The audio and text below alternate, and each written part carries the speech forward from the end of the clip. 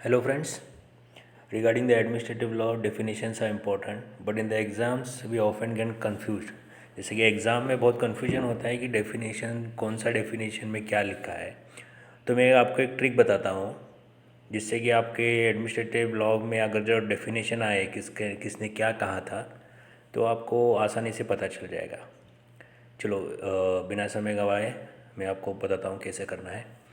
देखिए, administrative law का पहले जो डेफिनेशन दिया है वो आइवर जेनिंग्स ने दिया है। वो सबसे फंडामेंटल डेफिनेशन माना जाता है। लेकिन उसमें क्या लिखा है देखो, administrative law is the law which determines the organisation powers and duties of administrative authority. ठीक है, तो आपको क्वेश्चन आ जाएगा, स्टेटमेंट दिया जाएगा और पूछा जाएगा कि ये स्टेटमेंट किसने दिया है। तो आइवर जेनिंग्स का अगर स्टेटमेंट आपको पता लगाना है कैसा है कि ये स्टेटमेंट आइवर जेनिंग्स ने बताया था, तो मैंने जो अंडरलाइन किया है उस पर फोकस करो। Organisations powers and duties, organisations powers and duties, remember duties is important.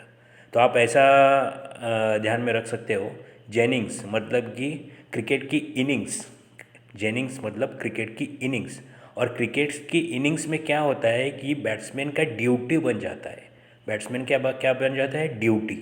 तो जो भी सवाल आएगा उसमें अगर लिखा होगा ऑर्गेनाइजेशन पावर एंड ड्यूटी, ऐसा लिखा होगा duty, organisation power and duty, तो उसका मतलब क्या है, जेनिंग्स मतलब इनिंग्स ड्यूटी। ठीक है, क्रिकेट में होता है कि इनिंग्स, हर बैट्समैन का इनिंग्स में ड्यूटी होता है कि उसको जिताया जाए, तो ऑर्गेनाइजेशन पावर एंड ड्यूटीज। ठीक है, चलिए नेक्स्ट डेफिनेशन है ए वी डाइसे का।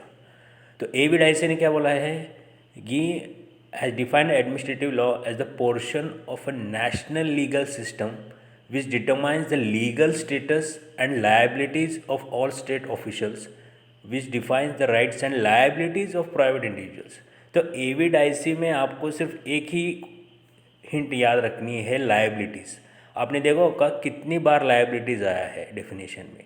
Portion of a national legal system which determines the legal status and liabilities, which defines the rights and liabilities of private individuals. ठीक है, तो ए वी डाइसे का अगर डेफिनेशन आपको दिया जाता है और पूछा जाए ए वी डाइसे का डेफिनेशन है, तो उसको कैसे पहचानेंगे, वो स्टेटमेंट में क्या होना चाहिए, लाइबिलिटीज़। ठीक है, जेनिंग्स का बता दिया, क्रिकेट की इनिंग्स और duties, organisation power and duties. एविड आईसी का कैसे पता लगाओगे, लाइबिलिटीज़। ओके, ठीक है, चलो अभी आ जाएंगे ऑस्टिन पे। तो ऑस्टिन ने बोला है administrative law is to determine the ends to end modes in which the sovereign power shall be exercise. तो ए ऑस्टिन का बहुत आसान है क्योंकि उसमें तीन ऑप्शन, तीन तो वो आपको कंडीशन देने चाहिए।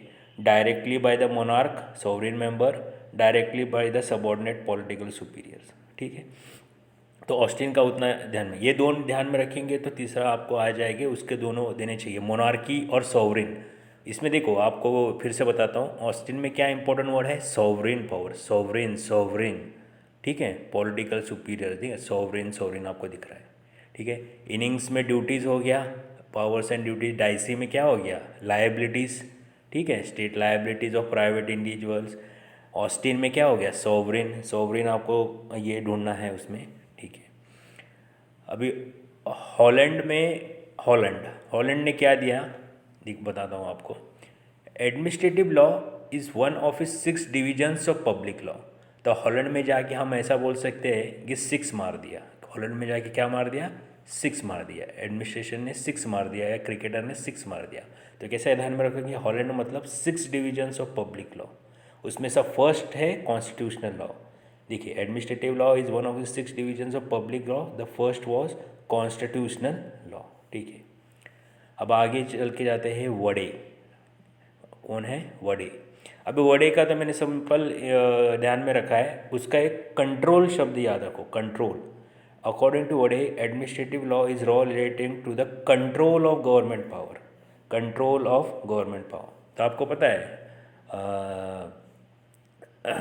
क्या है, अपन बोलते हैं ना साबूदाना के वड़े, और उसमें कंट्रोल कौन करता है, वो जो बनाने वाला वो कंट्रोल करता है, उसको बाहर निकालना है कि नहीं। तो कैसे लगने याद रखोगे, वड़े, वड़े मतलब कंट्रोल ऑफ गवर्नमेंट, साबूदाना के वड़े और कंट्रोल। ठीक है, नेक्स्ट है के सी डेविस, के सी डेविस। अब इसका एक इम्पॉर्टेंट है यहाँ, केसी डेविस ने क्या बोला, administrative law is the law concerning the powers and procedure of administrative agency.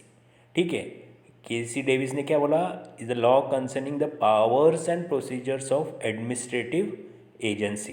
देखो जेवर आइवर जेनिंग्स ने क्या बोला, ऑर्गेनाइजेशन पावर्स एंड ड्यूटीज, और केसी डेविस क्या बोलता है, पावर्स एंड प्रोसीजर ऑफ किसके, एडमिनिस्ट्रेटिव एजेंसीज के। ठीक है, ये याद रखो। गार्नियर ने क्या बोला, administrative law contains the those which rules which are recognized by the code says law. तो आप ये ध्यान में रख सकते हो, उसमें कुछ ज़्यादा ये नहीं, बाकी 3-4 ये ध्यान में रख गए तो हो गया। ठीक है, उसके बाद ग्रिफिन स्ट्रीट उतना इम्पोर्टेंट नहीं है, और जेन एंड जेन, हाँ जेन एंड जेन में क्या है, देखो administrative law deals with the structure powers and function of the organization of administration. Administration law deals with the structure, powers and function of the organization of administration. ठीक है, तो 3 में आपको कन्फ्यूजन हो सकता है। देखो आइवर जेनिंग्स मैंने बता दिया क्रिकेट के इनिंग्स, उसमें क्या है, duties, organization powers and duties. K C Davis में क्या बोलता है, पावर्स एंड प्रोसीजर्स। ठीक है, और ग्रिफिथ एंड स्ट्रीट में क्या बोलता है कि, सॉरी ग्रिफिथ एंड स्ट्रीट ने जेन एंड जेन में क्या बोलता है, laws deal with powers and functions of organization of organs of administration. ठीक है, देखो फिर से एक बार बताता हूँ आपको, डेफिनेशन में क्या, आइवर जेनिंग्स ने क्या ट्रिक निकाला, मैंने बताया ड्यूटीज़, क्रिकेट की इनिंग्स है, ड्यूटीज़ है, सेंचुरी मारना है। डाइसे में क्या बोला है आपको, लीगल शब्द लाइबिलिटीज़, सॉरी क्या इंपॉर्टेंट हिंट क्या है, लाइबिलिटीज़ आया तो डाइसे बोलना है। ऑस्टिन में क्या बोला है, सोवरेन शब्द आया तो ऑस्टिन सोवरेन आ जाता है, राइमिंग वर्ड से ऑस्टिन सोवरेन ऑस्टिन। ठीक है, हॉलैंड को पता है, हॉलैंड में गए और हमने 6 मार दिया। One of is 6 divisional of public law, first was constitutional law. ठीक है, वड़े का बताया, साबुदाने के वड़े कौन कंट्रोल करता है, गवर्नमेंट, तो वड़े law relating the control of government power.